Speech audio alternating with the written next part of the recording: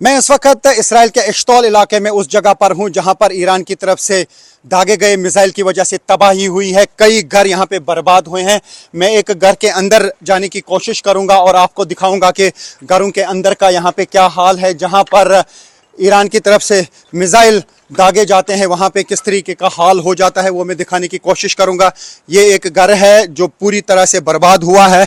इसी तरीके से सैकड़ों घर यहाँ पे ऐसे हैं जो ईरान की तरफ से दागे गए मिसाइल्स की वजह से तबाह हो चुके हैं। कई इलाके यहाँ पे तबाह हो चुके हैं। तो अभी हम आपको दिखाएंगे घरों के अंदर का हाल। यहाँ पर लगातार जो ईरान की तरफ से अटैक्स किए जा रहे हैं, अब एक तरफ से हिजबुल्लाह की तरफ से अटैक किए जा रहे हैं, वो नॉर्थ इसराइल पर ज़्यादा हमले कर रहे हैं और साथ ही अब हूटी भी सामने आ गए। हूटी की तरफ से भी अब हमलों का सिलसिला शुरू किया गया है क्योंकि अब एक महीना लगभग हो गया अब इस जंग को चलते हुए, लेकिन अभी तक हूटी की तरफ से कोई हमला नहीं किया गया था। यमन की तरफ से मिसाइल और ड्रोन्स नहीं आते थे, लेकिन अब देख पा रहे हैं हम कि अभी तक कई अटैक्स जो हैं अब हुटीज़ की तरफ से भी किए गए। एक ड्रोन अटैक किया गया, हालांकि इस्राएली फोर्सेस का दावा है कि उसको जो है इंटरसेप्ट किया गया, लेकिन अटैक्स का सिलसिला वहाँ यमन की तरफ से भी शुरू हुए हैं।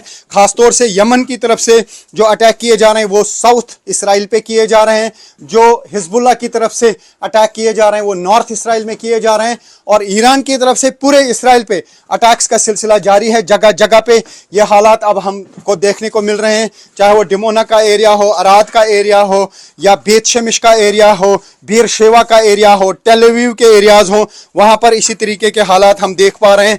और मैं आपको दिखाने की कोशिश करूंगा कि इस घर के साथ साथ जो है बाकी एरियाज में क्या तबाही हुई है। और न्यूज़ 18 इंडिया की टीम लगातार युद्ध क्षेत्र में है, रियल ग्राउंड जीरो पर, और दिखा रहे हैं वो जगह हैं जहां पर ईरान की तरफ से दागे गए बैलिस्टिक मिसाइल्स की वजह से तबाही हो जाती है। हम हर उस स्पॉट पे जाने की कोशिश करते हैं जहां पे ईरान की तरफ से जो मिसाइल अटैक किया जाता है, जो यहाँ पे तबाही होती है, या हिजबुल्लाह की तरफ से जो अटैक्स का सिलसिला जारी है।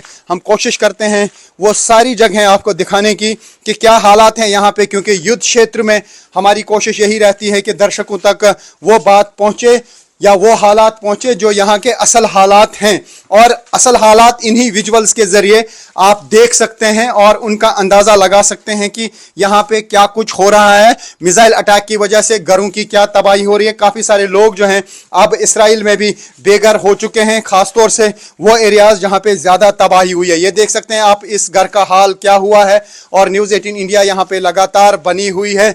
एक महीना हो चुका है और जंग का सिलसिला अभी रुकने का नाम नहीं ले रहा है। जंग के हालात बने हुए हैं। पूरा मिडल ईस्ट जो है इस वक्त जंग की लपेट में है और ये हम आपको दिखा रहे हैं वो विजुअल्स जो यहाँ पे इसराइल के हालात हुए हैं ईरान की तरफ से दागे गए मिसाइल्स की वजह से। यहाँ पे इन घरों में सब कुछ बर्बाद हो जाता है, सब कुछ तबाह हो जाता है।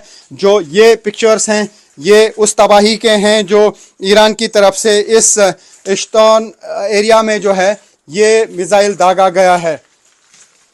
तो ये आप देख सकते हैं कि यहाँ पे हर चीज़ जो है वो तबाह हो जाती है जो हम यहाँ से देख पा रहे हैं। तो न्यूज़ 18 इंडिया की टीम लगातार ग्राउंड जीरो पे बनी हुई है। अभी भी लगातार जो है अटैक्स किए जा रहे हैं। हालांकि ईरान पर भी इस्राएली फोर्सेस और यूएस फोर्सेस मिलकर हमले कर रहे हैं और साथ ही लेबनान के अंदर इसराइल की आर्मी साउथ लेबनान के अंदर जा चुकी है। वहाँ पे ग्राउंड ऑपरेशंस चल रहे हैं, लेकिन वहाँ पर भी इस्राएली फोर्सेस को नुकसान हुआ है।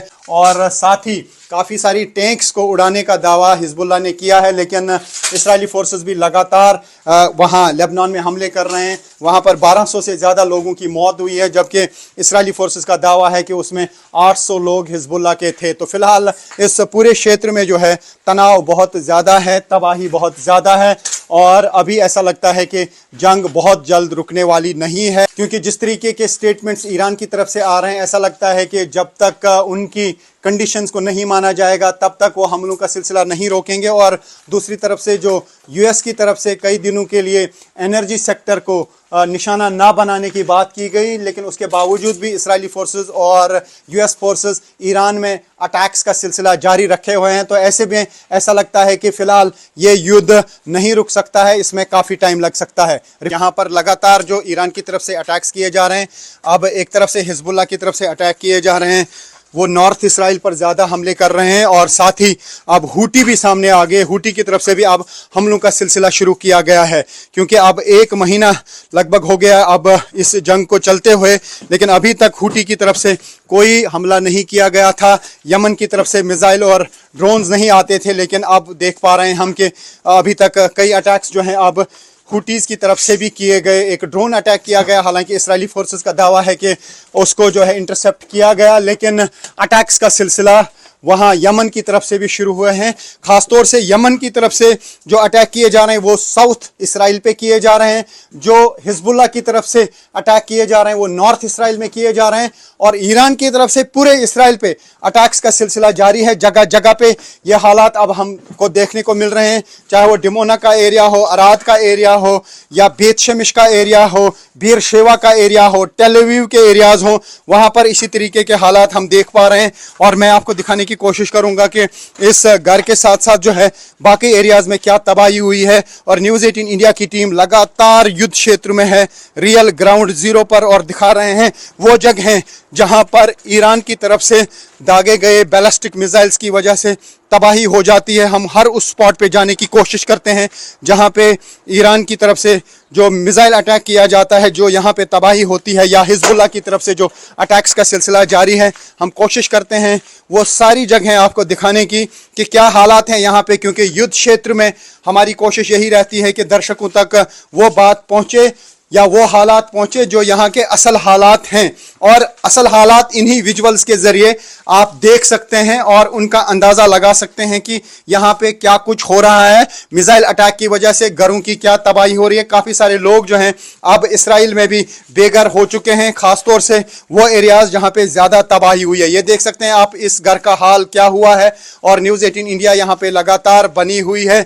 1 महीना हो चुका है और जंग का सिलसिला अभी रुकने का नाम नहीं ले रहा है। जंग के हालात बने हुए हैं, पूरा मिडल ईस्ट जो है इस वक्त जंग की लपेट में है। और ये हम आपको दिखा रहे हैं वो विजुअल्स जो यहाँ पे इसराइल के हालात हुए हैं ईरान की तरफ से दागे गए मिसाइल्स की वजह से। यहाँ पे इन घरों में सब कुछ बर्बाद हो जाता है, सब कुछ तबाह हो जाता है।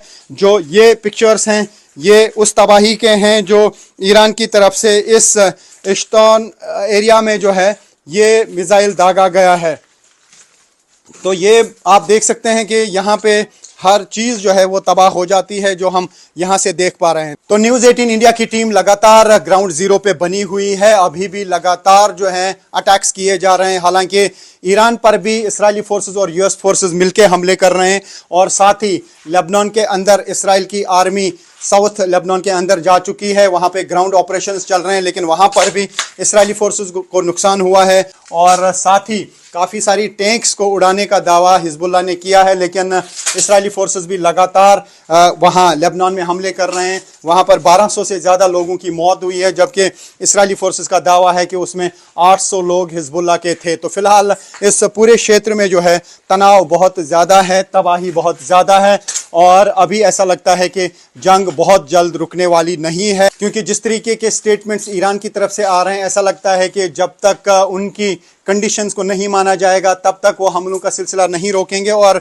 दूसरी तरफ से जो यूएस की तरफ से कई दिनों के लिए एनर्जी सेक्टर को निशाना ना बनाने की बात की गई, लेकिन उसके बावजूद भी इजरायली फोर्सेस और यूएस फोर्सेस ईरान में अटैक्स का सिलसिला जारी रखे हुए हैं। तो ऐसे में ऐसा लगता है कि फ़िलहाल ये युद्ध नहीं रुक सकता है, इसमें काफ़ी टाइम लग सकता है। Rifat Abdullah, news 18 India, Israel.